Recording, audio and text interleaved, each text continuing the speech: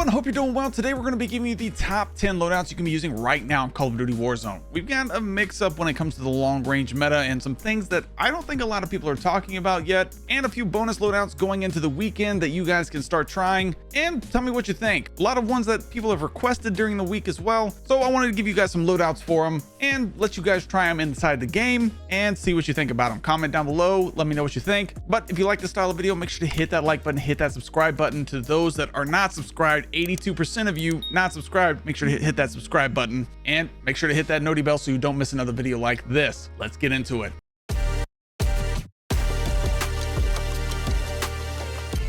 Also, if you guys have been looking for a controller and you're wondering what controller maybe I use, I'm using an AIM controller from aimcontrollers.com using code MarvelFam, or just follow this QR code down below me. Make sure you check them out while using code MarvelFam. Get a pretty big discount if you're interested. All right, so for our first loadout here, we're going to use a little bonus loadout here for you is the WSP9. Also, the FJX Imperium Sniper, very good right now. I'm using it a little bit over the Kar 98 strictly because of its further one-shot potential at 83 meters, where the Kar 98 only one shots up to 63, which is still good, not great, but the FJX does one shot at a little farther range. And then of course this WSP9 I think is a little underrated right now. Show this to you here in the firing range, and I will say also, thank goodness they added the jack slash underbarrel back. I don't know why they ever took it out in the first place, but WSP9 is very, very solid. For this WSP9, I'm using the Shadow Strike suppressor, the Hiss short light barrel. I like the jack slash underbarrel here, 50 round mag, and the high grain rounds.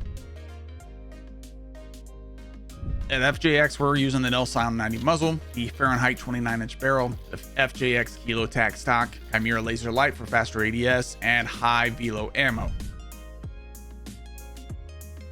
For our next loadout, we got the KSV. KSV is not underrated by any means, but the primary we're using with it is the FENG 82. The FENG 82 is a very underrated LMG right now. TTK is really, really good on this, and I'm not sure why more people aren't really using it. I think it's just strictly because of the fire rate, and so I get that part of it. The TTK is really, really good, and this is something that we're going to be using a little bit more this week. Probably do a small video on it as well. So make sure to check that out on the channel. You guys who are not subscribed, I can see the horizontal recoil being an issue, I guess. Probably definitely out at farther ranges. So maybe that's probably why people aren't using it as much. And of course the KSV is still goated. Just the other SMGs I have before it are just to have a faster TTK than KSV right now, but KSV is still a very, very solid option. For the KSV, we're rocking the compensator muzzle. I like the reinforced barrel here, vertical foregrip, extended mag 2, and the quick draw grip. Pretty easy one to build right there.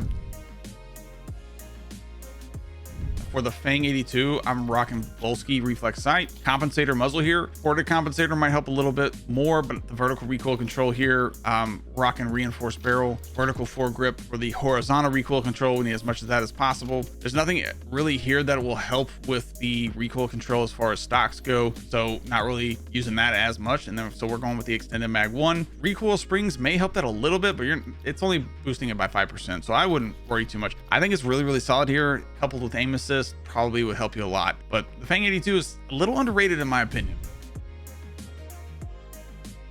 So our next bonus loadouts, I've been getting asked about this one a lot. The ISO 45 for Modern Warfare 2. People have been asking me about this a lot recently, just commenting ISO. I'm not sure why, but it's a bonus loadout for this video. I want to give you guys a loadout for it. If you're interested in using it, use it. Let me know what you think. I think the TTK is a little too slow, but some people it may be comfortable to you. I'm not a huge fan of the iron sights, so I've got this thing in tac stance with the Chimera laser light. We'll go over the loadout here momentarily. And of course, I'm using the HRM9 as another bonus loadout. Don't pair these together. Two SMGs together is never really a good idea. But yeah, the ISO, this one feels pretty solid. I tried the ISO 9mm. The TTK was way slower than this, so I'm not a huge fan of that. And then the HRM9, not a huge fan of the recoil there unless you're putting it in tac stance. And if I could just get this to drop like that.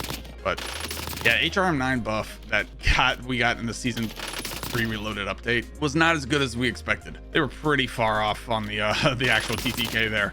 So but ISO 9mm, ISO 45 here doesn't feel too bad. For the ISO 45, rocking Shadow Strike suppressor, jack slash underbarrel. I like the 45 round drum. That's the biggest mag it has. Chimera laser light, and the high grain rounds to increase that TTK, or to lower the TTK if you will.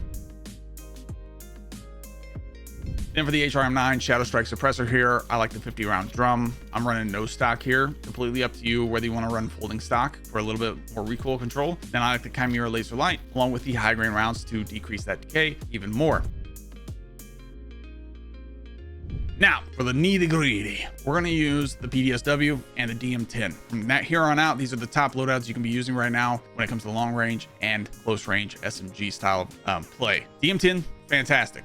There's two other options that are a little bit better for some reason. DM10 feels great though, so I'm not like saying like one's better than the other. The rest of these options are great to use and mix and match. PDSW feels great. PDSW is I think number 6 overall for me. Yeah, number 1, 2, 3, 4, 5, 6 overall for me when it comes to TTK and SMGs. It just feels phenomenal. I'm a tack stance guy. If you don't like to use tack stance, you can use this in regular stance as well, but the PDSW with a DM10 feels pretty great, man. TTK feels phenomenal even if you're shooting out at range like that. And then you got the DM10, which is 1, 2, 3 shot to the head or 4 shot to the body. And of course it's a single fire, so you're not getting much recoil when it comes to that stuff, but it's 4 shot to the body no matter where. So it's just a really nice annoying single fire shot weapon. But there's 2 other options that are a little bit better. For that PDSW, I'm rocking Shadow Strike suppressor, F-Tac Series 9 barrel, GR33 light rail, EV-Tac comb, and the Chimera laser light. Then for the DM10, I'm rocking Kepler Microflex, use the Volsky Reflex sight, that's a great option as well. Compensator muzzle, reinforced barrel, weighted handguard under barrel. This will help a ton with that recoil control on the horizontal side of things. And then I'm using rapid fire, use overpressured if you want as well. I like the rapid fire, it feels really smooth. Next, we have the Goblin MK2. Has a little bit faster TTK than honestly the next one we're going to use, and then this one. But the thing about these, the marksman rifles, are that they use AR ammo now, which is really nice. So I've got the Goblin MK2 and I've got this paired with the PPSH. I think the PPSH honestly is underrated right now because no one talks about the PPSH. They act like it doesn't even exist. The TTK is there, man. Like, it's number 5 overall when it comes to TTK. It is there. So I'm not sure why people don't talk about the PPSH more. But I'm using Goblin MK2, PPSH. They feel phenomenal. You're not 4-shotting probably with the Goblin MK2 is probably why. But man, it does feel nice. There is no recoil because it is a single fire, and it feels good no matter what range you're using it. I just think this is probably why most people won't use it, just because it doesn't take that 4 shots to down an enemy when it comes to something like the DM10 or the TR2 or the TR2. So great options as well. And of course that PPSH, no idea why people are not using this. Thing feels phenomenal. Again, I'm using the lower mag to help with the movement speed a little bit. I think people just don't like the fire rate. Maybe that's it. Maybe that's the problem. So fire rate, it's a little bit harder to control the recoil on it, but the TTK is there, man. I'm just not going to sit here and lie to you like the TTK is not there. For the PPSH, I'm rocking compensator muzzle, reinforced barrel, Ranger foregrip for a little faster movement speed, extended mag 1, move up to the extended mag 2 if you need it, like both. And then the overpressured rounds here, man. I'm using both. I like both of them. For the Goblin, I'm rocking monolithic suppressor. Got the long barrel here to extend that TTK a little bit, vertical foregrip, extended mag 2, and in the Willis 3x scope, or whatever optic makes you comfortable. Next, we have the TR2. This is the best semi-auto option you can be using right now when it comes to the DM10, Goblin, TR2. All those 3 are great options. This is technically the best when it comes to TTK, so take that with a grain of salt because they're all good. Then we have the Compact 92, which is so stinking good still. But the TR2, we're rocking Volsky Reflex sight, compensator muzzle, reinforced barrel, vertical foregrip, and the extended mag 1. You know, this is, you could definitely go in and play around with this, but the TR2 feels phenomenal. Again, this thing is so annoying. I do like the DM10 a little bit better, my personal preference, but this thing feels good too, man. Just insanely good. 1, 2, 3, I think 2, yeah, 4 shot to the head again. 2, 3, 4, 5, nah, 5. So you got that. I think the DM10, I like the DM10 a little bit better. Kind of talking myself out of the TR2 as I'm shooting here. But both awesome. They're so good. They're both so good. You can extend out the TTK a little bit if you want to put like something like the mono suppressor on there. Completely up to you there. I like both options, whatever you want to do there, but very good option to use. Then for the Compact 92, I'm rocking an integrated suppressor barrel still. I like the Ranger foregrip, extended mag 2, assault grip, and the overpressured rounds. So this Compact 2 here for you. But man, yeah, this thing, I love the Compact, man. It is very unbeatable. Next, we have the MX9 and the Cypher 91. So the next three options are going to be your top full auto longer range options. Cypher, Krig C, AMAX, they all feel great. I think the Krig C feels phenomenal. The Krig C is definitely my number one. I like the Cypher over the AMAX. For some reason, it just feels better for me. The AMAX is technically number 2, and then you have the Cypher 91. For the next three SMGs, we've got the MX9, we've got the Ladra, and then we have the C9. C9 technically being the number 1 option, especially when it comes to average TTK with this, because it did get a buff again, so the C9 feels great and it's so consistent. And then that Ladra feels awesome. It's basically like a better version of the PPSH in my opinion. And then we have the MX9, which feels, it's stupid good. For the MX9, if you don't like these iron sights, dude, you guys, if you guys can get used to stinking getting in tack stance, man, there is no visual recoil, man, and you are gonna put it on some enemies, man. Like, there's no visual recoil, bro. Like, I don't know what else to tell you. Get used to it, dude. Like, it feels great. And of course the Cypher 91, this feels so much better than the AMAX for me. I don't know why. I'm not saying it's better than the AMAX. For me, it's better than the AMAX. That's personal preference, so take that for what it's worth. For that Cypher, we're rocking mono suppressor. If you have trouble controlling the recoil a little bit more, compensator muzzle is perfectly fine. Reinforced barrel, vertical foregrip, then the mag 2. Then we got the overpressured rounds, faster bullet velocity. Pretty simple. MX9, Shadow Strike suppressor, extended mag. This gives it a 50 round mag, and it's got a very fast reload time. I think the reload time is like it had that, like, what, 40 round mag or 30 round mag or whatever it had. I think they didn't like nerf the reload quickness, even though technically on the cons it says it does. So take that into consideration as well. Burrow Q900 grip, F-Tac C11 riser, and the Chimera laser light. For the next loadout, we got the Ladra. I'm rocking compensator muzzle here for sure. The reinforced barrel, I like the vertical foregrip, extended mag 2, and then the quick draw grip. And then for the AMAX, we're rocking compensator muzzle. I like the reinforced barrel here, vertical foregrip, extended mag 2, and the overpressured rounds. We'll show the Ladra here and the AMAX and how they kind of perform inside the firing range here.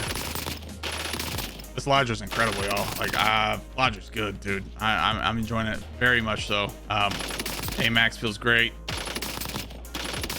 All of these feel freaking good, man. I love all of these. But these top three options are going to be no-brainers, in my opinion. Next, for that C9, I'm rocking reinforced barrel here, vertical foregrip, extended mag 2. I like the quick draw grip here, and we got no stock. I like the no stock as well.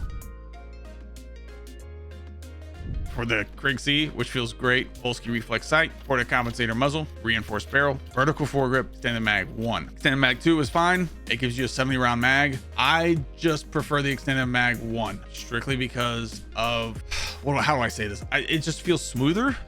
This one feels too clunky. Extended mag 2 feels a little bit too clunky. I wish the extended mag 2 maybe had like a 60 or 55 round mag, and then you have like a extended mag 3 which had like a 75. That would be cool, something like that. That still gives the people what they want, but that's just my personal opinion. I like both. If I'm running like Verdansk, extended mag 2 feels great, but if I'm running Rebirth, I'm running extended mag 1. It's just smoother, faster, feels better in my opinion. So take that for what it's worth. Ported compensator here, I know people are gonna like challenge me on that. Mono suppressor, perfectly fine. That's gonna increase the TTK at a longer range anyway. Compensator feels good too. If you have no problem with the first shot recoil and you are fine with it, use the compensator. I have a little problem controlling that first shot recoil. It bounces a little too much for me. I have trouble controlling that, so I switched to the ported compensator. That's why I do it.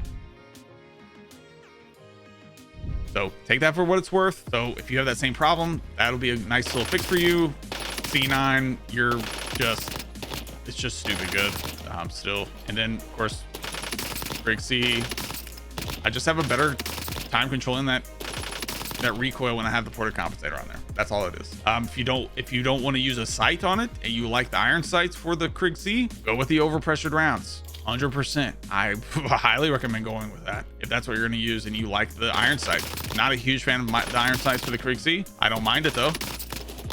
Very valid option. So if that's what you're using, go take off that sight, go with the overpressured rounds. You'll have a heck of a time and a lot of fun playing. But thank you guys again for watching. If you enjoyed this video, make sure to hit that like button, hit that subscribe button, hit that noti bell so you don't miss another video like this or like one of these. We'll see you in the next one.